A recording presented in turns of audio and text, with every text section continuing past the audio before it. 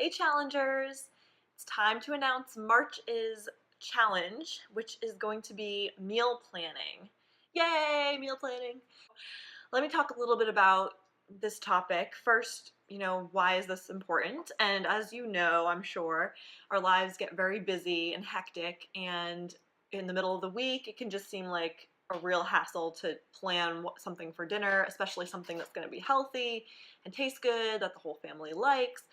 And often we can end up relying on convenience foods and everyone kind of gets their own thing. To avoid that hassle during the week, meal planning really helps you take one time, plan that all out, and then it really saves the stress and energy during the week. You don't have to think about it. You already know what's coming up and what's going to be for dinner that day, or lunch, or snacks, or breakfast. So I'll share with you a little bit about what I do for meal planning, and then you want to choose an action based on where you are already at with meal planning. So I'll talk about a little bit of that at the end.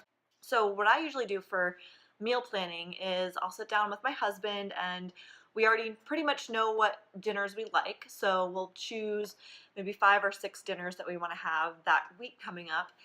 And if there's something in our schedule that week, like maybe we're going out or something's happening and we might need a really quick dinner one night, so I make sure we plan for that. So you want to make sure you look at the events coming up for that week.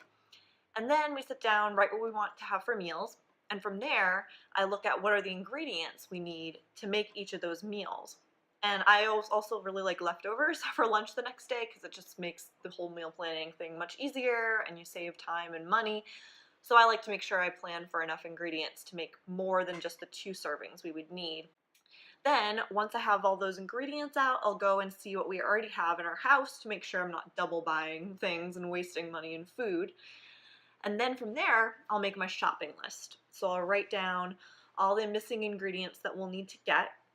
And then I'll see, okay, what else do we want to have for snacks or breakfasts? And write those down on the list. I have my list then, and what I do just to make it easier for me at the store is I'll take that list and just put it in order of how I walk in the grocery store, and that just makes my time in there so much quicker, and it makes sure that I don't skip anything or miss anything on my list.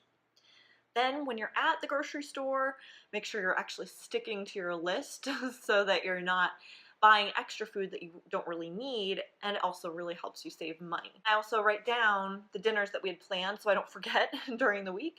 And then I also know if maybe there's something frozen that I have to take out the night before, I already have that written down so I can just go grab that the night before when I need to, and it's ready for the next day. Well, if you're completely new to meal planning and right now it's just kind of hectic and anything goes, then pick an action that seems doable for you, but that will still help save you some time and stress during the week.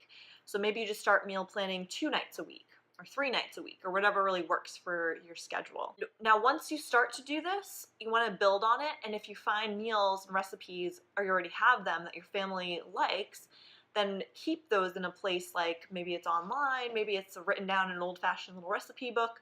But whatever works for you, keep and save those recipes and meals, and sooner than later you'll have a built-up repertoire that you can really just kind of go to, and you don't have to worry that there's nothing for dinner or nothing that you can make. And that also helps you from getting stuck in a rut because you might get bored with the same thing after a while. So the more and more you build up these recipes and ideas, the less of that bored feeling you're going to have.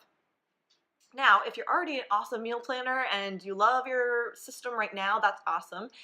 And for your challenge, maybe you can experiment with a new recipe each week, or maybe a new ingredient that you've been wanting to try. So you can still add in a little variety and plan for how you're going to do that for the month. So again, just make sure it's attainable for you and meets the A of the SMART action.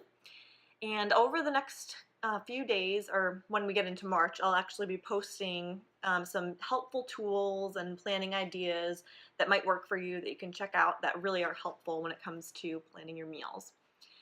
So I'd love to hear from you what your ideas are already for meal planning so that other people can kind of maybe take some of those ideas and use that themselves. And just if you have any questions, also leave it in the comments below. See you soon.